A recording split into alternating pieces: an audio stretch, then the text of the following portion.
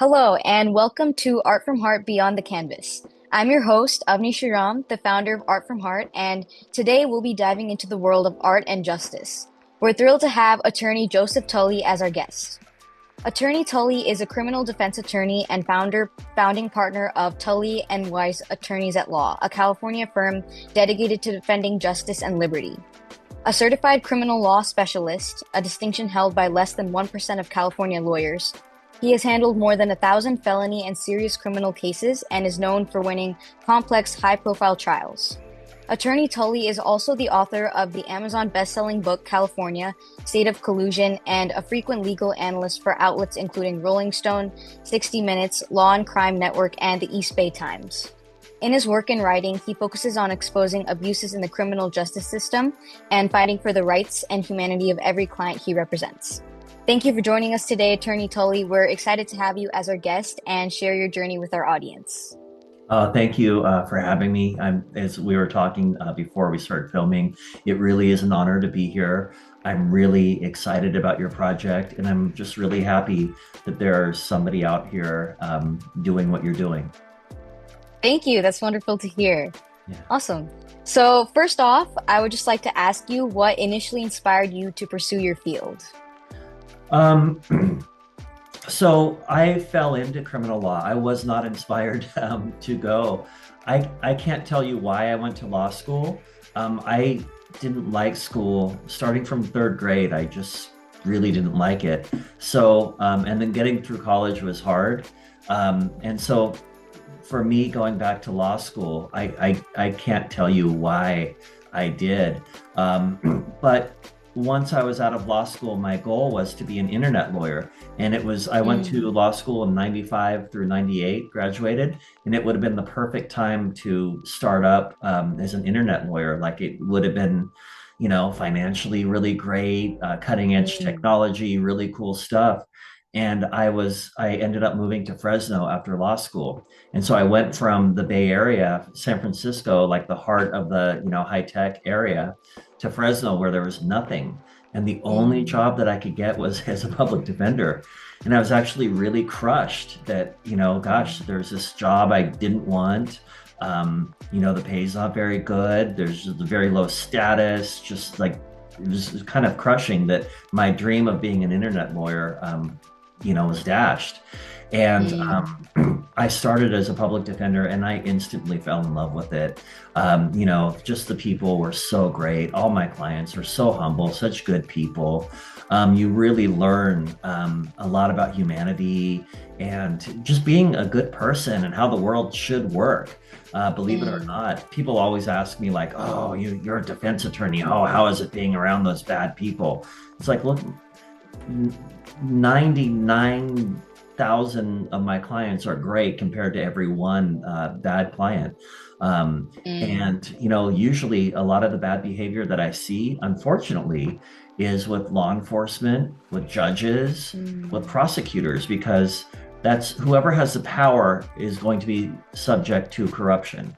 Defense Mm. attorneys don't have power, so that's a disappointment that I've seen, is that the people who mainly in society kind of looks up to, a police officer, and they're not all bad, great. I've met great, wonderful officers. I've met great, wonderful prosecutors and great, wonderful judges. But the majority of the bad behavior that I see in the criminal justice system is along the lines of the prosecution. Mm. Oh wow, that's really interesting. And I think that I was just thinking that usually, like when you think about some career that you want to go into, or like your favorite job or something, it might actually lead you somewhere else that you never expected, like if just based on your experiences or circumstances and whatnot. So that's really interesting, and that's really great that you really love what you're doing. And Oh, thank you definitely. for what you do. That's really Oh, wonderful. oh, well, yeah. Thank you. I appreciate that. Yeah. I think I could kind of see it. I could kind of see a spark that out there in the future, there's this spark of humanity. And I Mm. value what you're doing and at such a young age. Um, And yeah, I could see it. I get little glimmers of a better future for everyone. And I do think that people in our fields, being on the side of humanity and standing up for people that don't have a lot of power or who need a little help, or who might have screwed up. But redemption is such a great, wonderful concept that we don't really follow a lot now. Now it's like you've done something wrong, you've done something I agree with, you've said something I agree with, I'm going to attack you forever. Mm. Versus like the concept of just redemption, and we can all make it together. Humanity is a beautiful, wonderful thing. There's so much more good than bad with humanity, and I think that people should focus on all the wonderful things that we could do if we come together and work at it. Yeah, that's a wonderful way to think about that. And I mean, yeah, everyone makes mistakes, so like we should all get second chances and Mhm. opportunities to improve. So yeah, that's great. Awesome. So this next question is, what strategies do you use to spark creativity when you're feeling stuck? Hmm. Okay, so I I think that being a defense attorney gives you the ability to be creative in your Mm, work. It really is an art form. A trial attorney, and I'll give this to prosecutors too. Being a trial attorney, there's a lot of creativity there, a lot of art in there, or there can mm, be. I mean, the question is kind of, how do you overcome like writer's block when you need to be creative? mm, How do you stimulate that? Um, I think one thing to do is kind of keep a record when you get ideas. Your inner voice will talk to you, and you can't ignore it. So I've started to, maybe in the last 5, 10 years, more and more. When I'm falling asleep at night, or when I'm driving, or when I'm just sitting there, mm, I'll get certain sayings going through my head, like, okay, when you're choosing a jury for this case, you need to say this phrase. And I think mm, listening to it, taking note of it, honoring it, and making a record, taking your phone and saying, make a memo that for the Smith case, I should introduce the concept of reasonable doubt like this. So mm, I think the voice is there talking to us, and just maybe stepping out of the way, honoring it when it does come on its own terms. We were just talking about, I had no idea I would ever end up in this field, and life just kind of brought me here, and I couldn't be happier. mm, Um, Serving others and just fulfilling like a role greater than yourself, like the pursuit of justice, the pursuit of compassion and humanity, helping uplift people around you, people that are down. So I think that your creative voice will speak to you as well. And just mm, getting out a pad, or getting your phone and making a memo, I think is probably the best way to spark that creativity. mm. So what you're saying is kind of like some ideas may come to you when you're not expecting it, but just to make sure you keep a note of that for the future. Yeah, that Don't makes a lot of reject sense. it. Don't be like, Yeah. oh, shut up, voice. Be like, what? I'm getting a voice talking to me. I need to write this down. Mm, yeah. Yeah, that makes sense because sometimes, like, depending on what you're doing or certain parts of the day, you might be like more creative than other times, or when you're not expecting it, you might just have an idea come to you. So that's like a good reflection. That's really nice. Awesome.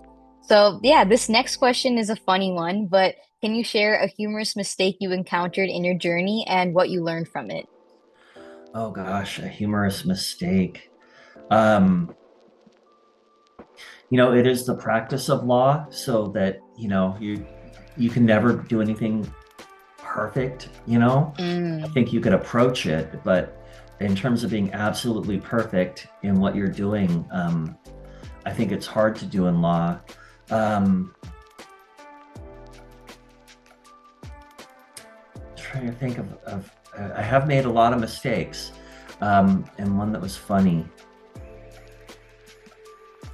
I don't know. Let me think. I guess one time, it was a while ago. Um, I the law is really weird in terms of getting a subpoena from a social media company, and Mm. that it was the Telecom Act of 1996. But it basically says like if you're a police officer, you can get information from Facebook, Oh, and that's okay. fine. And it's written in the law.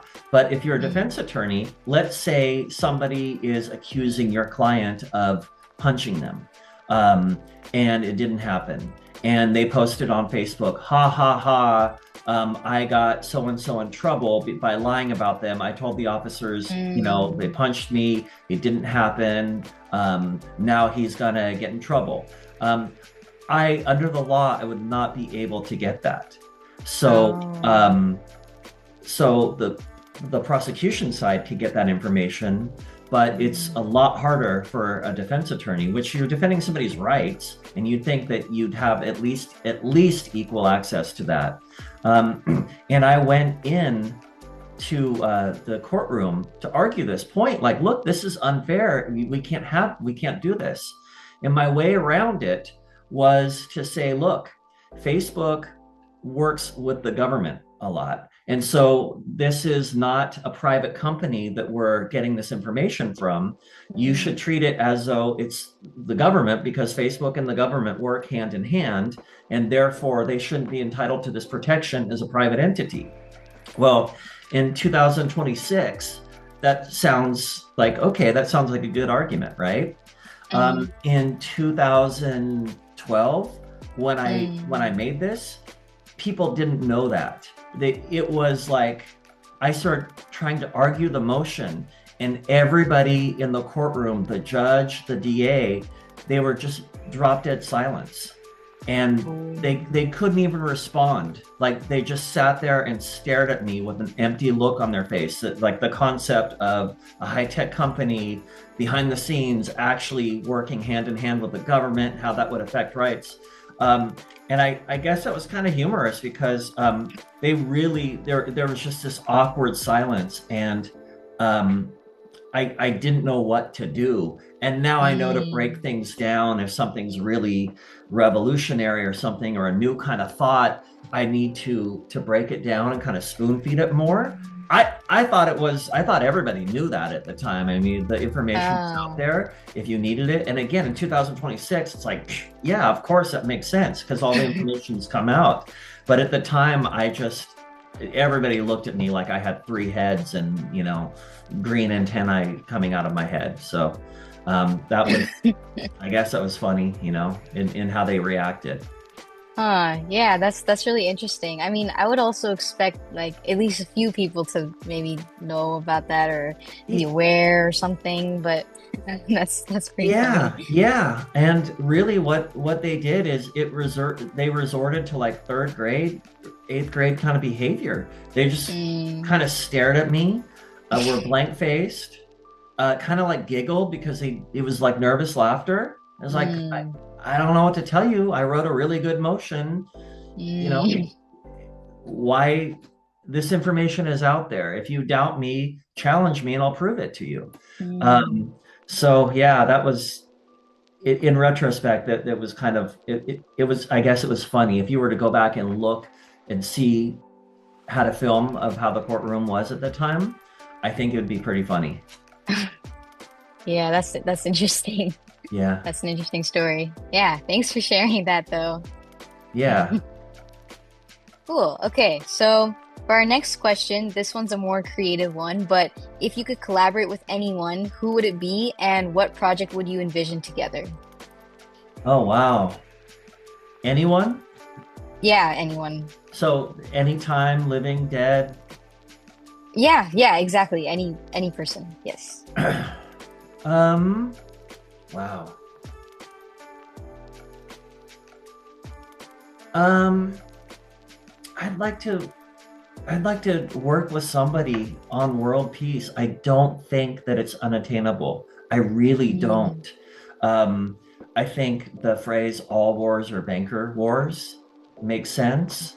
And, you know, if you had $1 billion, wouldn't you I mean, maybe most people would, buy a Ferrari, go on a vacation, do this, Yeah. do that. But after a while, you'd get kind of sick of it and you just Yeah. think, okay, what's going to be meaningful? And, I want to do some good in the world, right? Hmm. And I think that's a natural instinct. And so in humanity, and I wonder why people who have the resources don't do more, because it's really, there are some basic things. Peace is always going to be more prosperous than war. War is going to be Mm. more expensive, and war is going to be not only financially expensive, but energetically expensive. It's going to be Mm. full of tragedy and pain. Maybe some people could argue that it's, at times unavoidable, but where you can avoid it, you're going to have a better future. I mean, you and I could sit here and we could fight and we can spend energy kind of being each other's enemies. Um, Mm. or we could use that exact same energy to make the world a better place, and both you and I would be better off. Um, Mm. so I I don't think I think once we start down this road, I think we can make meaningful changes to the world, and we can make the world a better place. It's sort of like saying to somebody who's really, not in physical shape that they want to be in. They have the conditioning, the fitness. Um, it doesn't matter where you are. You can change. You can do certain things every day that will lead to the Mm. result that you want.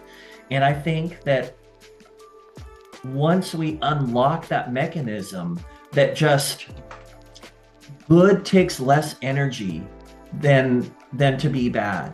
And everybody always avoids less energy, right?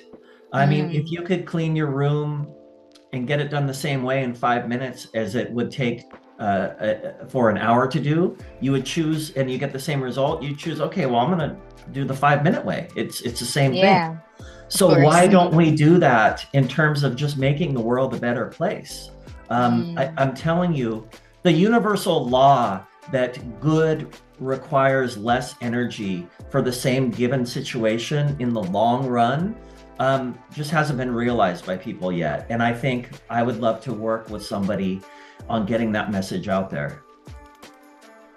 That's really wonderful. I've never thought about it that way, but I mean, I do agree. It makes total sense that it would require less energy. Like, and in the perspective of like war or something, like war would have casualties and obviously a lot of like financial like investment is needed for that and a lot of planning to just like mental, like, you'll have Mhm. to think about all of that. So I mean, why not just have peace and not have to worry about any of that? That makes total sense.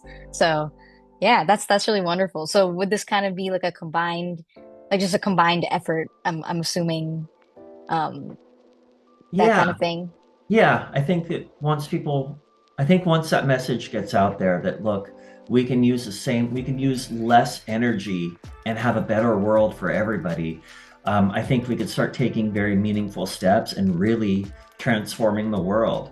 Um, to be healthy takes less energy than if I had, a 12 pack of beer and just kept drinking beer, it'd be unhealthy and it's energy. I have to keep popping open these, cans of beer and drinking it versus like, okay, I'm going to use that same energy and do something productive for myself.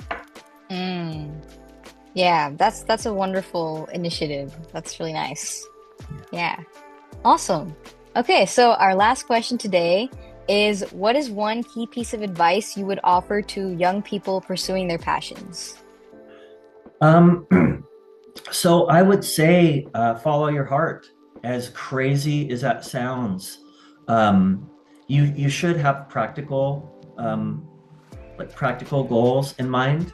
Mm. But you should also follow your heart, follow your passion. Look at what you're doing. You're, very young, and you're creating this whole organization to help foster creativity and just approach people in a compassionate, humanitarian way. Um, so, and look at everything that you're doing with your organization. It's good, and it's going to lead to more good things. So, follow your passion. Um, I think that looking back on my life, I wish somebody would have told me to have goals for every decade, you know? Mm. Um, Sort of like as my 30s were ending, I was like, oh, well, I've accomplished this, and this. But I didn't really know that in my 30s, I should have been working towards these other goals too. So I think like when you're in your 20s, when you graduate, have goals like in my 20s, I want to do this. In my 30s, I want to do this. In my 40s, I want to do this. In my 50s, I want to do this. I think having goals by decades would be very useful for people. Mm. Yeah, thank you. And that makes a lot of sense. I mean, I'm a high school student, and I guess right now, we're all like a little bit confused with like there's so many paths to choose from. What should we do? And I also feel like everyone like they feel like the end goal is just getting into college. Like for us, that's really all it feels like right now because it's so competitive. But I mean, I often forget that after that, that's when the real like my real career and everything would start. And I mean, I want to go into the healthcare field and become a doctor. So I mean, when I do graduate from college and like become a doctor and go to med school, then I would definitely need to think about like the rest of my life by decades. That's a great way to think about it. So, yeah, thank you for sharing that. Sure. Yeah, awesome. So, thank you so much, Attorney Tully, for sharing your incredible journey and insights with us today. And it's really been a pleasure hearing about your experiences and the passion that you bring to your work in criminal defense. And I'm sure that our listeners have gained a lot of valuable inspiration from your story. And to everyone tuning in, thank you for joining us on this episode of Art from Heart Beyond the Canvas. And we hope you enjoyed this conversation as much as we did. Be sure to subscribe and stay connected for more exciting episodes exploring the intersection of art and creativity and in all its forms. Until next time, stay creative.